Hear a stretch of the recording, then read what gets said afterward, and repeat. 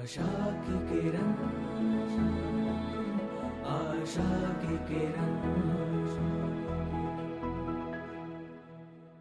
જે ધરતી પર બેસીને ભગવાન સ્વામિનારાયણે 184 જેટલા વચનામૃતો પીરસ્યા છે, એ દાદાનો દરબાર યથાવત જે સ્થિતિમાં તો એની સ્થિતિમાં આજે આપણને દર્શન આપ્યા છે. જે અક્ષોરડીની અંદર 25 વર્ષ સુધી ભગવાન સ્વામિનારાયણ રોકાય, અક્ષોરડી આપણને દર્શન આપ્યા છે.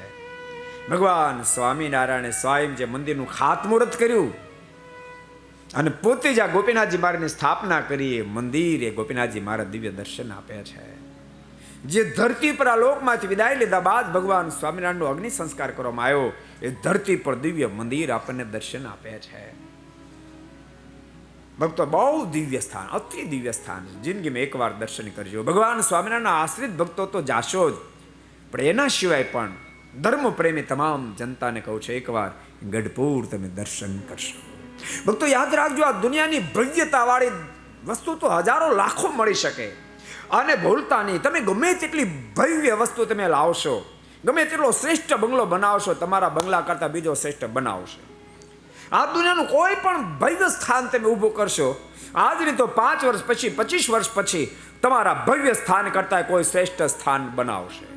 યાદ રાખજો, તમને ઓવરટેક થઈ જશે, પણ પરમાત્મા જે ધરતી પર રહ્યા છે, એ દિવ્ય સ્થાન, એને દુનિયામાં કોઈ ઓવરટેક કરી ન શકે, બાપ કોઈ કરી ન શકે.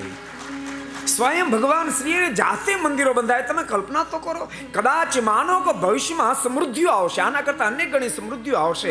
કદાચ કોઈ પાયાથી લઈ શિખર સુધીના આખા મંદિર સોનાના કદાચ કોઈ નિર્માણ કરાવશે, શક્ય છે.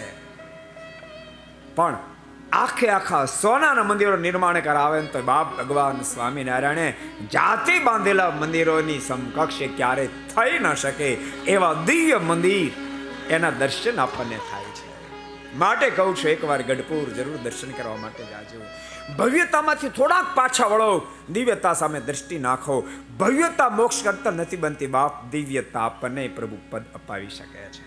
अगर ये वीडियो आपको पसंद आया हो तो लाइक करें और शेयर करना मत भूलिए. सब्सक्राइब करें सरदार कथा चैनल को और बेल आइकॉन पर क्लिक करना मत भूलिए लेटेस्ट वीडियो सबसे पहले पाने के लिए.